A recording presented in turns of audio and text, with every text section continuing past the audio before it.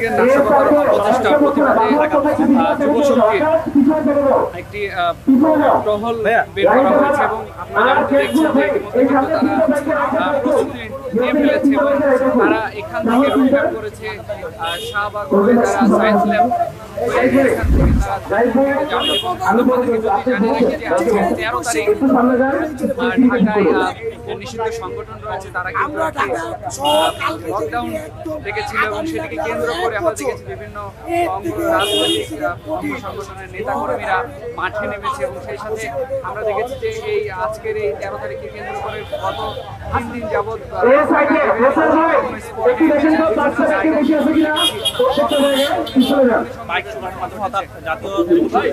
জানিয়ে রাখি যে আজকে কিন্তু ট্রাইব্যুনালে সাবেক প্রধানমন্ত্রী শেখ হাসিনার যে রায়ের তারিখ সেটি কিন্তু জানা গিয়েছে। সেই সাথে আরেকটি বিষয় জানিয়ে রাখি যে আজকে ধানমন্ডির ধানমন্ডি সহ ঢাকার বেশ কিছু গুরুত্বপূর্ণ জায়গায় নিষিদ্ধ সংগঠন আওয়ামী লীগের বিভিন্ন নেতাকর্মীদের আটক করেছে পুলিশ এবং সন্দেহ কাউকে মনে হলে তাদেরকে কিন্তু গ্রেফতার করা হচ্ছে। আপনাদেরকে একটু যদি জানানোর চেষ্টা করি যে আজকের টহল সম্পর্কে একটু জানাবেন।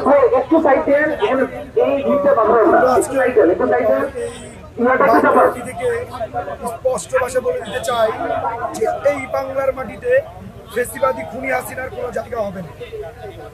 এই খুনি হাসিনা আমাদের শহীদের রক্তের সাথে বেইমানি করছে, এই শহীদের রক্তের সাথে বেইমানি করছে। আমরা এই র্যালি থেকে স্পষ্ট ভাষায় ঘোষণা দিতে চাই যে এই খুনি হাসিনাকে এই বাংলার মাটিতে এনে ওনাকে ফাঁসির মঞ্চে ঝুলাইতে হবে। আজকে আপনাদের রুট ম্যাপ কি, এখান থেকে কোথায় যাবে?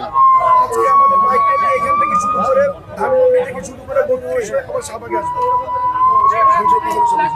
আপনার থেকে একটু জানার চেষ্টা করুন।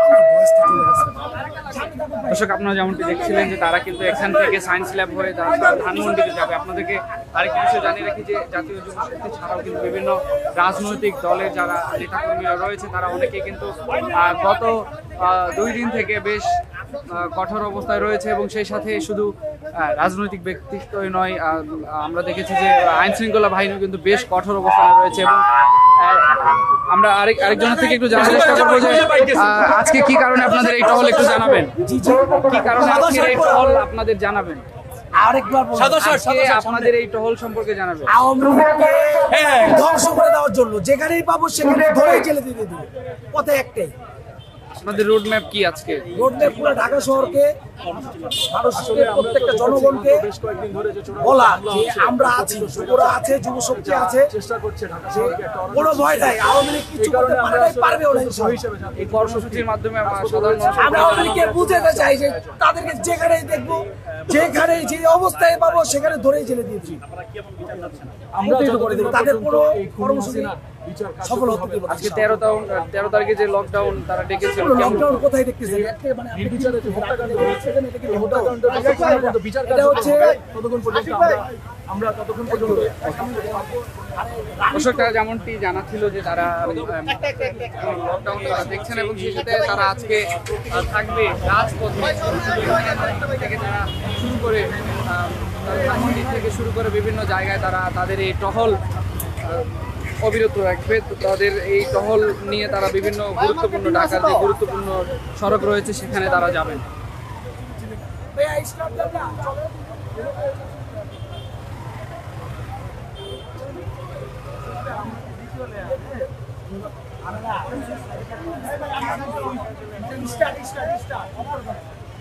হ্যাঁ বুঝে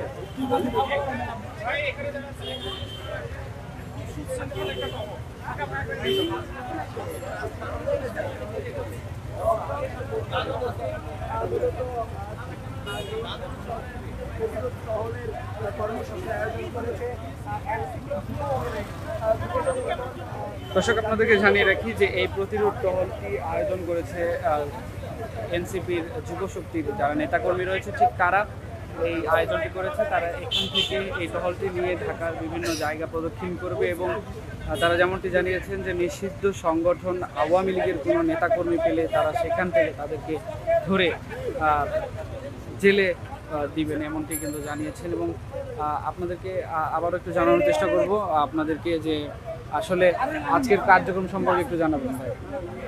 আজকের কার্যক্রম আসলে আমরা গত 2-3 দিন ধরে দেখেছি যে কথিত স্বৈরাচার যেভাবে করে হচ্ছে চোরাগুপ্তা হামলা করছে এবং জানমালের ক্ষয়ক্ষতি করার যে চেষ্টা করছে এবং করেছে, তার প্রতিবাদে এবং তারা যেন আজকে তারা যে বলেছিল যে 13 তারিখে তারা রাজপথে দখল নেবে, সেই প্রতিবাদে এবং সেটা যেন তারা না করতে পারে, সেই জন্য হচ্ছে আমাদের এই অত্যন্ত প্রহরী ব্যবস্থা করেছে আমরা জাতীয় যুব শক্তি থেকে।